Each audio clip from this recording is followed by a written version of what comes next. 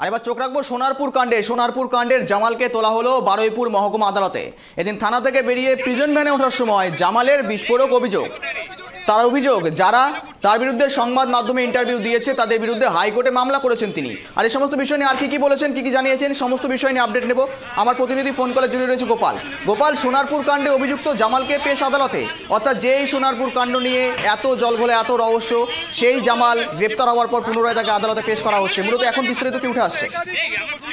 দেখো গৌরব, তোমাকে বলি, বারুইপুর পুলিশ জেলার একের পর এক সাফল্য, বিভিন্ন ঘটনা কিন্তু এক সপ্তাহের মধ্যে তিনি যে সাফল্যগুলো তুলেছে তার মধ্যে বড় ঘটনা হচ্ছে এই জামাল। শাসক দলের একদম নেতৃত্বস্থানীয় এই জামালের বিরুদ্ধে নানা অভিযোগ উঠছিল।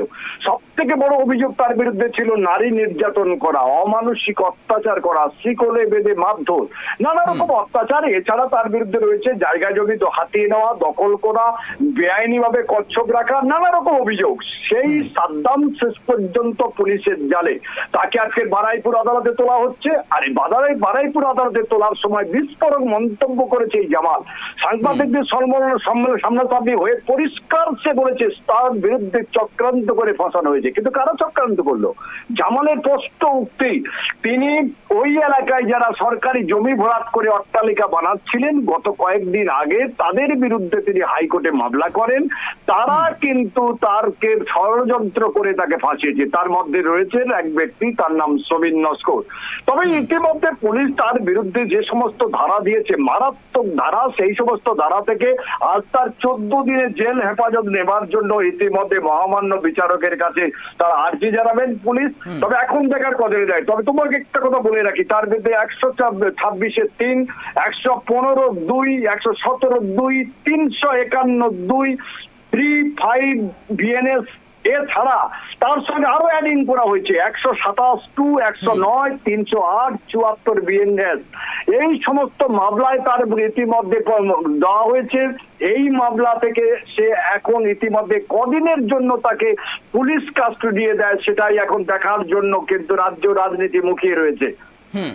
কিন্তু গোপাল, মূলত জামাল যে বিস্ফোরক অভিযোগ জানাচ্ছেন, তার বিরুদ্ধে ষড়যন্ত্র করা হয়েছে বা অভিযোগ সাজিয়ে একটা অভিযোগ আনা হয়েছে, সেক্ষেত্রে দাঁড়িয়ে যার বিরুদ্ধে মূলত অভিযোগ সমীর নস্কর, তার মূলত পরিচয় কি জানা যাচ্ছে এখনো পর্যন্ত?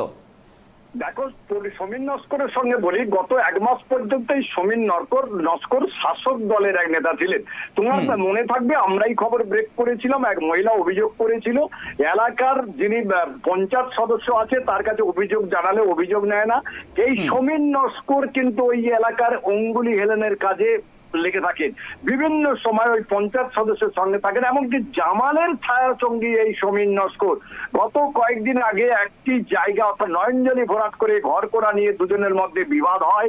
সেই বিবাদের জেরে ও দুজনের ওই বাড়িতে অর্থাৎ জামালের বাড়িতে সমীরকে নিয়ে বিভিন্ন লোক, এমনকি ওই পঞ্চায়েত সদস্য মধ্যস্থতায় বসেছিল বলে স্থানীয় সূত্রে খবর। পরবর্তীকালে দুজনের মতানৈক্য থেকে যায়, একে অপরের বিরুদ্ধে বারবার বিভিন্ন জায়গায় অভিযোগ করতে থাকে। দুজনকে একত্রিত করা সম্ভব হয়নি। তুমি বলতে পারো দল গা ছাড়া দিয়েছে, কারণ ভোট এখন অনেক দেরি রয়েছে, দুজনের মধ্যে অ্যাডজাস্ট করার কোনো প্রয়োজন থাকেনি। সেই যে রাগ ঈর্ষান্বিত ভাব রয়েছে, সেই সমীর নস্করের বিরুদ্ধেই কিন্তু আজকে ক্ষোভ উগরে দিয়েছে জামাল।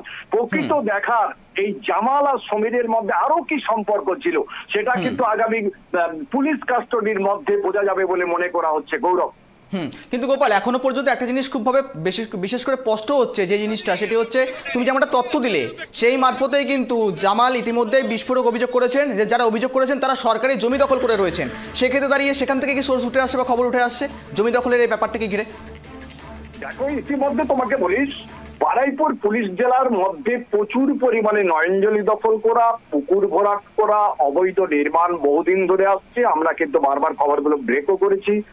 মুখ্যমন্ত্রী মমতা বন্দ্যোপাধ্যায় যখন ঘোষণা করলেন, প্রশাসনকে নির্দেশ দিলেন এগুলো দেখতে হবে, সেই মতো আদা জল খেয়ে লাগলো প্রশাসন থেকে আরম্ভ করে স্থানীয় নেতৃত্ব।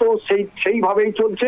কাদের উপর বেশি গিয়ে ক্ষোভ চললো? যারা অবৈধ দখল বলতে যারা স্টেশনের মধ্যে রয়েছে, হকার রয়েছে, বিভিন্ন দোকান করে রয়েছে তাদের। কিন্তু যারা অবৈধভাবে পুকুরের মধ্যে মাটি ফেলে বিভিন্ন বড় বড় অট্টালিকা করছে, প্রমোটিং করছে, নো কনভার্সন, কোনো কনভার্সনের ব্যাপার নেই, কোনো প্রশ্নই নেই, সেই সমস্ত জায়গায় কিন্তু প্রশাসন এখন হস্তক্ষেপ করে না। তোমাকে আরেকটা জিনিস মনে করিয়ে দেবো, বর্তমানে যিনি রয়েছেন আমাদের পুলিশ, আমাদের বারুইপুর পুলিশ জেলার যিনি বর্তমানে সুপার, তিনি কয়েক মাস মাত্র এসেছেন, আগামী দিনে বিগত দিনে যিনি সুপার ছিলেন তার পরিবর্তে আসার পর কিন্তু 1 মাসের মধ্যে 3টে বড় সাফল্য। তুমি যেটা জানো, সাদ্দামের ঘটনা তুমি জানবে, সাদ্দামও অ্যারেস্ট হয়েছে। এটির মধ্যে বেআইনি ভাবে তার এলাকা ক্রিয়ালিতে যেভাবে 1 বিঘা জায়গার উপরে যেখানে বমের কারখানা বা বমের ল্যাবরেটরি, সেটাও গ্রেপ্তার হয়েছে।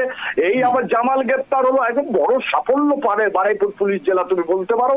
তবে এখন দেখার যেটা জামাল অভিযোগ তুলছে, আঙুল তুলছে সমীরের দিকে, অর্থাৎ নিজের দলের দিকে যে আঙুলি তুলছে, সেটা এখন দেখার পরবর্তীকালে পুলিশ কি ব্যবস্থা নেয়। গৌরব, গোপাল, ইতিমধ্যে দাঁড়িয়ে জামাল অর্থাৎ জামালের যারা অতিষ্ঠ হয়ে উঠেছিলেন জামালের অত্যাচারে বা এই তালিবানি শাসনে, সেক্ষেত্রে দাঁড়িয়ে সাধারণ মানুষ বা এলাকাবাসীরা কি জানাচ্ছেন? দেখো, এলাকার মানুষ তো প্রচুর পরিমাণে মুখ খুলেছে। যেমন এক বৃদ্ধ লোক তুমি জানবে, সেই বৃদ্ধ মুখ খুলেছে, তার জায়গা নিয়ে নেওয়া হয়েছে সালিসি করে। আরো এক বৃদ্ধ, সব থেকে বড় কথা, সেখানে তার দাদা, জামালের দাদা, ভাই সবাই জামালের বিরুদ্ধে অঙ্গুল তুলেছেন। তবে জামালের মা কিন্তু কথা বলতে গিয়ে চোখে জল ফেললেও জামালের ভিতর ছেলে তো একদম ছেলের দিকে কিন্তু অঙ্গুলটা তুলতে পারেনি। কিন্তু তার যে চোখের জল, তার যে চেহারা, যেভাবে এসে জোড়াজীর্ণ বাড়িতে থাকে, যে অবস্থায় রয়েছে, জামাল যেভাবে রাজপ্রসাদে থাকে, সেটা তো পরিষ্কার করে দিচ্ছে মা ছেলের মধ্যে সম্পর্ক কোথায় রয়েছে, ভাইরা কি অবস্থায় রয়েছে, ভাই দাদা কি অবস্থায় রয়েছে, এটা কিন্তু পরিষ্কার বলে দিচ্ছে। প্রচুর মানুষের অভিযোগ রয়েছে, একে একে অভিযোগগুলো বেরিয়ে আসছে এবং আগামী দিনে আরো জামালের বিরুদ্ধে আরো অনেক অভিযোগ আসবে, সেটা মনে করা হচ্ছে। গৌরব, একেবারে গোপাল, সমস্ত কিছু নজর রাখো। আপাতত তোমাকে ধন্যবাদ। সোনারপুর কাণ্ডে অভিযুক্ত জামালকে পেশ আদালতে, অর্থাৎ যেই সোনারপুর কাণ্ড মহিলাকে শিকলে বেঁধে মারধর করা এবং সালিসি সভা বসিয়ে নির্যাতন করা দিনের পর দিন, আর এই অভিযোগের ভিত্তিতে একেবারে সোনারপুর কাণ্ডে গ্রেপ্তার মেন অভিযুক্ত সাদ্দাম। আর সাদ্দামকে ইতিমধ্যেই সোনারপুর কাণ্ডে সেই কাণ্ডে একেবারেই বারুইপুর মহকুমা আদালতে পেশ করা হলো। এখন দেখার বিষয় নজরে থাকবে আমাদের এই শুনানিতে আজকে পেশ করার পর মূলত বিচারকের তরফ থেকে বা আদালতের তরফ থেকে কোন নির্দেশ উঠে আসে।